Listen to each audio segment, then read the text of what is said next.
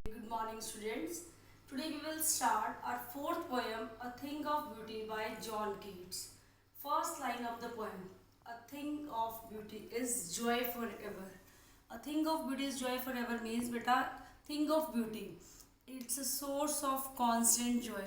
First line है poem की, a thing of beauty is Joy for ever, कि जो ब्यूटीफुल थिंग्स होती हैं वो क्या है, एक कांस्टेंट जॉय, एक ऐसा जॉय, एक ऐसी खुशी जो लगातार हमारे पास रहती है, उसका एक जरिया है, एक सोर्स है।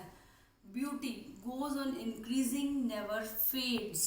वो कहते हैं कि जो ब्यूटी है, सुंदर चीज़ों की जो ब्यूटी है वो हमेशा क्या है, इंक्रीज होती रहती है डे बाय डे, वो कभी भी फेड नहीं होती। इसमें बेटा आगे नेक्स्ट लाइन के अंदर यूज़ किया हुआ है, एक वर्ड यूज़ किया हुआ है बोवर। वो क्या लिखा हुआ है लाइन के अंदर, वो कहते हैं अ बोवर क्वाइट फॉर अस।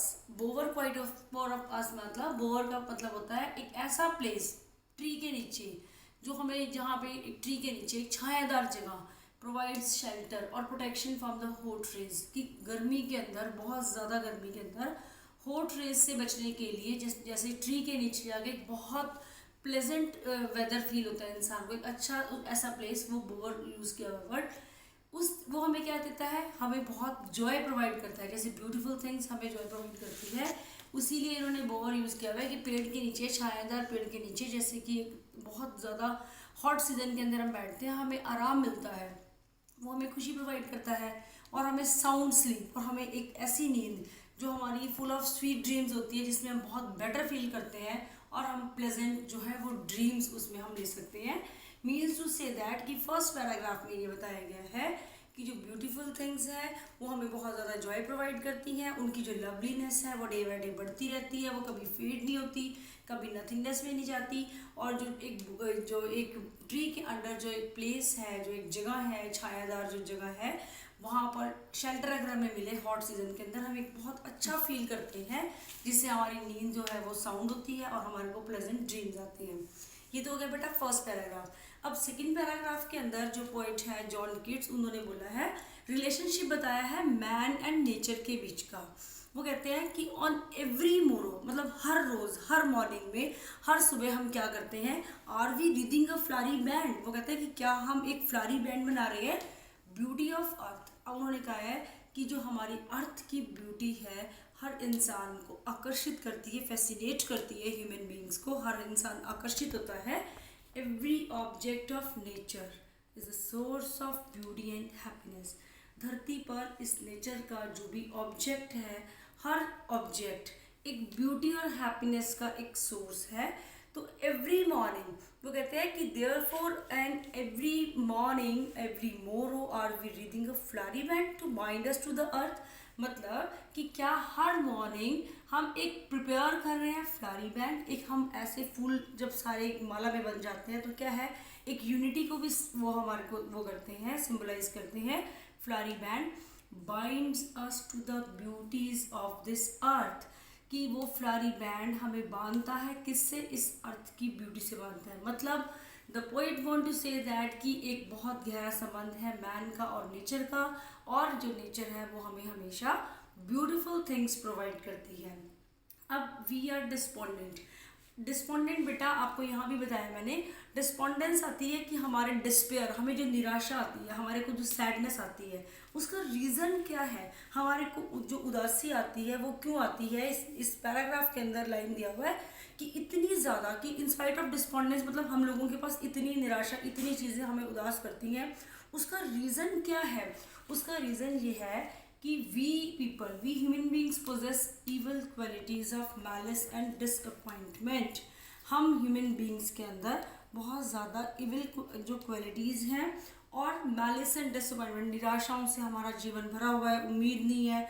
उसका रीज़न हमारे अंदर कमी है, लैक है, किस चीज़ की, नोबल नेचर की। हम लोगों की जो नेचर है वो नोबल नहीं है, अच्छी नहीं है, हम इसीलिए निराशाओं से भरे हुए हैं। इविल क्वालिटीज़ हमारे अंदर हैं, और वो क्या चीज़ लाती है, ब्रिंग्स सोरो एंड सफरिंग्स, हमें सोरोज, हमें दुख, और हमारे को जो सफरिंग्स, जो हमारी जितनी भी हम लोग जो दिक्कत आ रही है वो हमारे पास आती हैं। इसीलिए वी आर डिस्पोंडेंट, इसीलिए हम उदास हैं, इसीलिए हम परेशान हैं। We find our self stress, और हम अपने आप को क्या पाते हैं, स्ट्रेस पाते हैं। Affairs of daily life beautiful things remove sadness. वो कहते हैं कि हम लोग डेली अपनी डे टू डे लाइफ में देखें कि कुछ ना कुछ अफेयर्स ऑफ डेली लाइफ, मतलब हमारे जो डेली के जो काम है, डेली के जो मैटर्स हैं, डेली के हमारे आसपास जो हमारी रोज़मर्रा का जो रूटीन है, वो हमें स्ट्रेस करता है। लेकिन ब्यूटीफुल थिंग्स जो हैं वो हमारी उस सैडनेस को, उस निराशा को निकाल देती है और हमारे को एक मतलब हैप्पी फीलिंग देती है हमारे को। तो इसलिए हम क्या करते हैं, हम उन डार्क एंड जो वेज में, उस हम ग्लूमी डेज से बाहर निकलने के लिए ब्यूटीफुल थिंग्स की तरफ अट्रैक्ट होते हैं। अब बेटा इसमें नेक्स्ट पैराग्राफ के अंदर हमें ना कुछ एग्जाम्पल्स दिए हुए हैं ब्यूटीफुल थिंग्स के। ब्यूटीफुल थिंग्स के जैसे कि सन, मून, यंग ट्रीज, और एक इन्होंने शीप का भी दिया हुआ है जो अंडर ट्री है।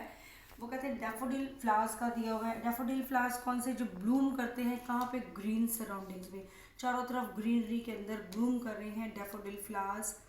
क्लियर एंड स्मॉल स्ट्रीम्स, बिल्कुल क्लियर, साफ। स्मॉल स्ट्रीम्स, जो छोटे पानी के जो झरने होते हैं, स्ट्रीम्स मैंने यहाँ भी यूज़ किया है कि जो स्ट्रीम्स है ये रिल्स, रिल्स वर्ड यूज किया हुआ है टेक्स्ट के अंदर। रिल्स मतलब स्मॉल स्ट्रीम, जो छोटी छोटी जो धाराएं हैं उनको उनको जो है स्ट्रीम्स बोला गया है।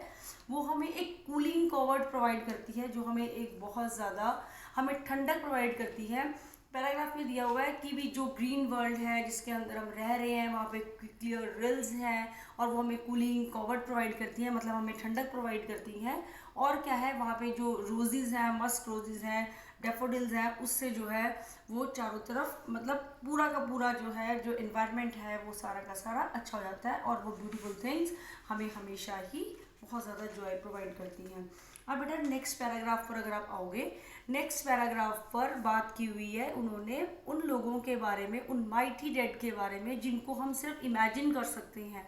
वो माइटी डेड जिनके बारे में, जिनकी टेल्स की, जिनकी लवली टेल्स को हमने सिर्फ सुना है या कभी पढ़ा है, जिनकी कहानियों को हमने पढ़ा है, वो mighty dead whose achievement made them great.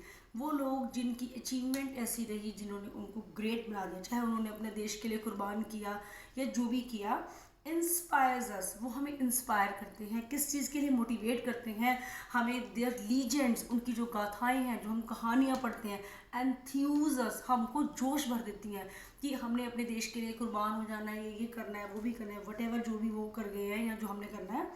तो जो ब्यूटीफुल थिंग्स हैं, कैसी ब्यूटीफुल थिंग्स को कंपेयर किया है, उनकी जो लीजेंड्स, उनकी जो गाथाएं, उनकी जो कहानियाँ हमें एंथ्यूज कर रही है, उनसे कहते हैं कि जो ब्यूटीफुल थिंग्स हैं वो भी उतनी ही अच्छी हैं जितनी उनकी कहानियाँ, जो कि हमें हैप्पीनेस प्रोवाइड करती हैं।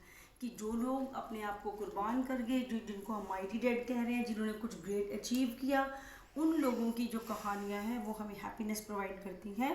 कैसे, जैसे जो इमोर्टल ड्रिंक है, इमोर्टल ड्रिंक मतलब कि जो ऊपर हेवन के अंदर एक अमृत जिसे कहते हैं, जो वहाँ के फरिश्ते हैं, जो देवता है, उनके लिए जो एक endless fountain is a source of Joy. जो नेचर का एंडलेस फाउंटेन है जिसको हम अमृत कह रहे हैं, जो फरिश्तों के लिए एक बहुत एक जिसे कहते हैं एक बहुत प्रीशियस ड्रिंक है, जो जॉय वो उनको प्रोवाइड करते हैं, वही जो जॉय है हमें ब्यूटीफुल थिंग्स जो है इस अर्थ पर प्रोवाइड करती हैं।